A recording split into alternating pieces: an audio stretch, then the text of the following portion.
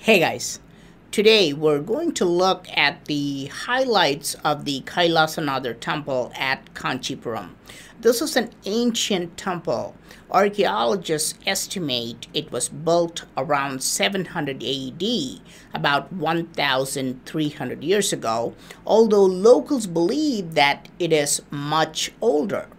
People here will tell you that this is the origin of all Hindu temples, the very first Hindu temple in the world. Even before we enter the temple, we realize that the temple has some fascinating features. What is this giant square outside the temple compounds? It is a large bull known as Nandhi, the mount of Lord Shiva, and he's placed outside directly in front of the temple entrance. It is very rare to see Nandhis outside Hindu temples. This is a sign that this is a very, very ancient temple. Remember, I showed you the largest monolithic bull in the world.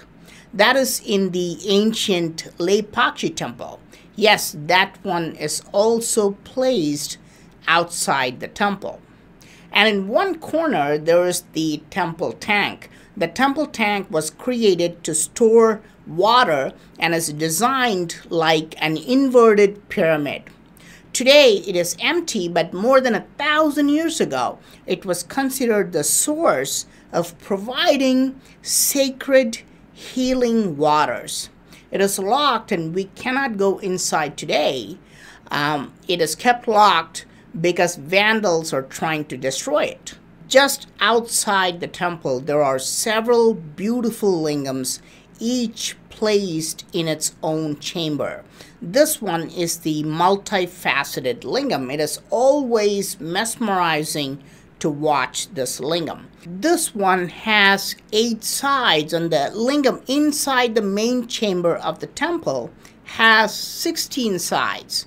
Behind the lingam, you can see a carving showing Shiva, his wife, and a baby. Remember, I showed you an identical carving in the shore temple at Mahabalipuram, and I had asked who this baby was, since Shiva has 2 sons, Ganesha and Kartikeya. I had put this question to you, and most of you had answered that the carving shows Kartikeya, since the baby is shown with a human face, and we all know Ganesha has the head of an elephant. But here is the interesting information. If you ask the locals around both these temples, they will tell you that this baby is Ganesha. Ancient texts tell us Ganesha was born with a regular head, and then he lost his head, and afterwards an elephant's head was transplanted on his body. Locals believe that this temple was built before Ganesha lost his head, which is why these carvings show Ganesha with a regular face. There is also another temple about 150 miles from here called Adi Vinayagar Temple. It also shows Ganesha in a humanoid form, not with an elephant's face. This temple is also said to be built before Ganesha lost his original head. Sorry, I sidetracked to a long story. Now, there are several lingams like this, and here is an empty pit where a lingam used to be in place, and now it's gone. But here's a lingam seemingly made of artificial stones or geopolymers. There are a series of these lingams, and they're joined with the base using some kind of glue. What is the reason for these multiple lingams placed outside the Kailasanathar temple? They were used as models to teach people how to create different types of lingams. Remember, I told you that even the Kailasa temple at Ellora Caves could have been modeled after this temple.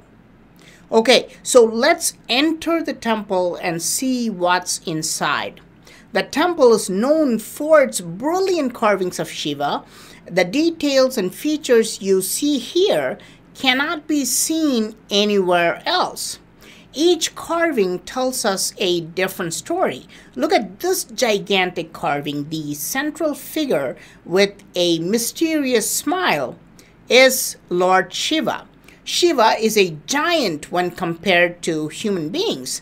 Look how he's wearing very little clothes but has shoes, footwear with shock absorbers. No, seriously, look at it. This is just a fantastic detail.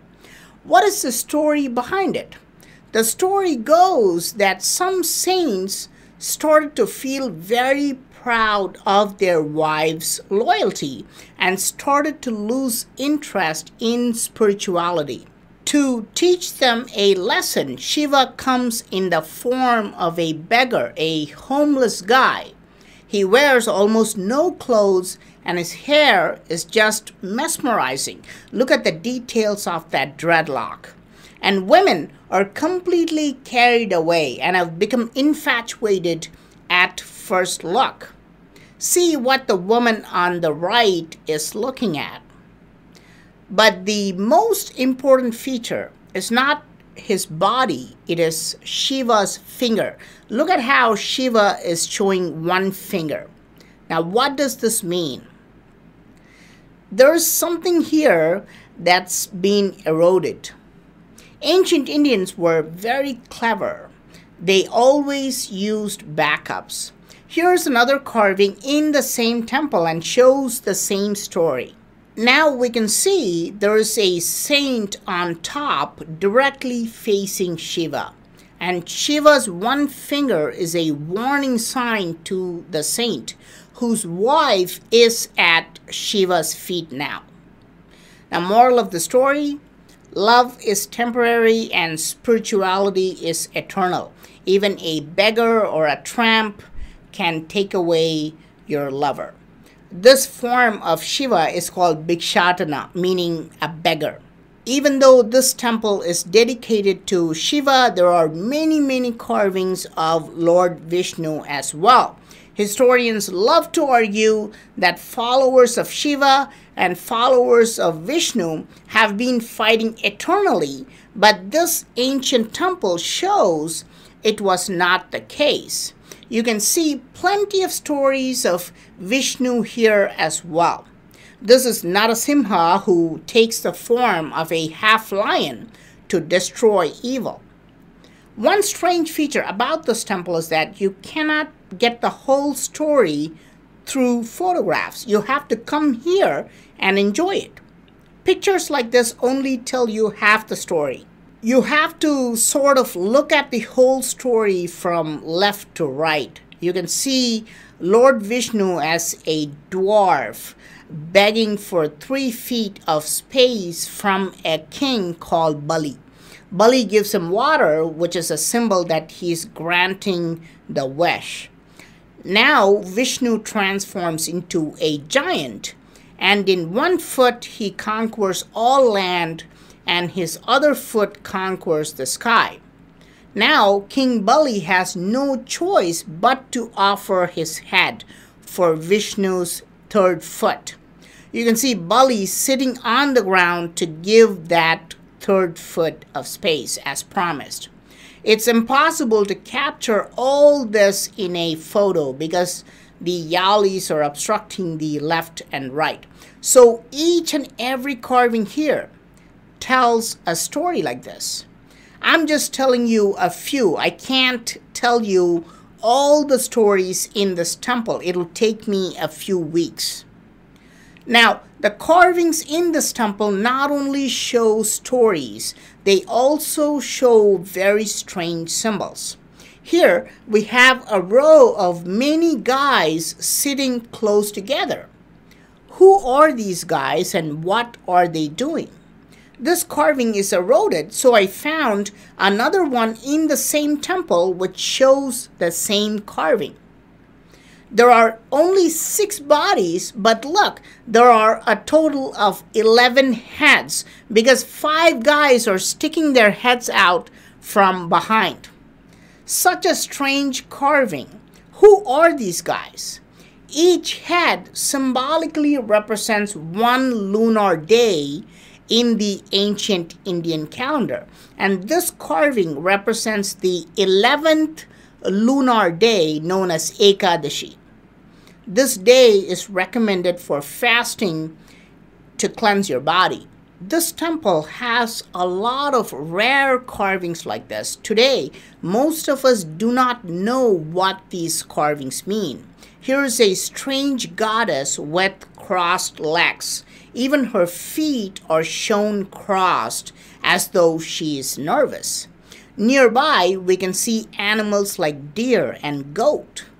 There's also a crow-like bird standing next to her on top. Who is she and what's the story? I will let you figure this out. Tell me the answer in the comment section. One fascinating detail you can see is traces of paint on these carvings. Originally, this temple was richly painted with natural colors made of vegetables.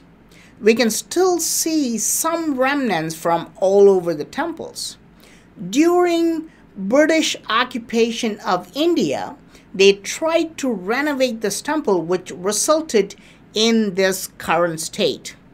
The temple reveals another important information. In most temples, Shiva is shown with a human face, but here, Lord Shiva is shown with fangs coming out of his mouth in many carvings. This is an avatar called Dakshinamurti, where he sits in a yoga pose. Again, look at the fangs coming out of his mouth. Remember, I showed you the same detail in Colombia, where many statues are shown with fangs. There may be a link between this culture and the ancient Colombian culture. In ancient Colombia, we can see Shiva in the form of lingam as well. What is a Shiva temple if it does not show aliens? In some inaccessible areas, strange ancient aliens are carved. Look at them. It is fascinating to see these short figures doing weird activities. Some appear to be dancing. One alien is stabbing himself with a sharp object. Another one is impaling someone else. These aliens are known as Shivaganas and are usually shown as demented, distorted beings, and they come from a planet called Shivaloka.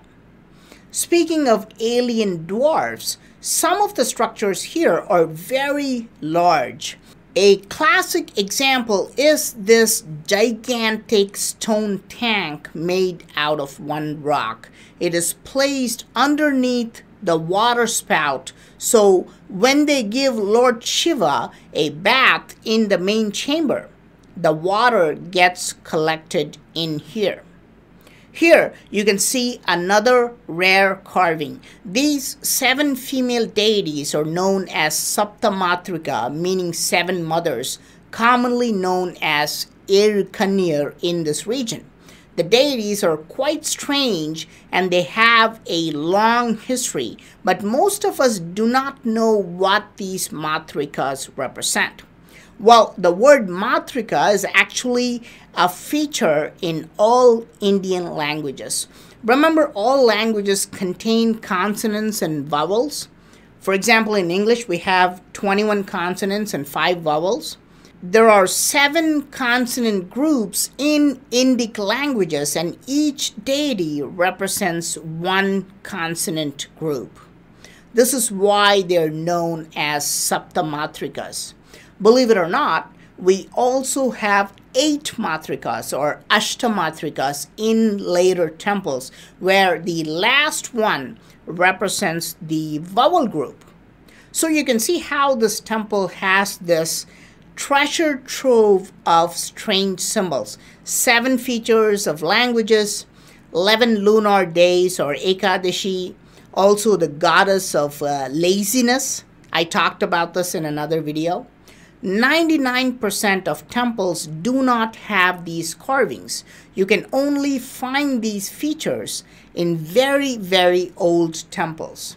And with time comes deterioration in various forms. The bulls or Nandhis in this temple are classic examples of erosion, corrosion, and human destruction as well. This bull is severely eroded, looking like a giant mouse, but once upon a time, it must have been so beautiful and painted with bright colors. It is a shame that we have lost all these priceless statues. On the walls also, you can see more bulls, and curiously, these animals face the inside of the temple. Now, this is very different because in most temples, the Nandhis always face the outside. I hope you enjoyed the highlights of the Kailasanathar temple. I am PraveenMohan. Thanks a lot for watching. Don't forget to subscribe and also click on the bell button to get all the updates. Please give this video a thumbs up and do share it with your friends. I'll talk to you soon. Bye.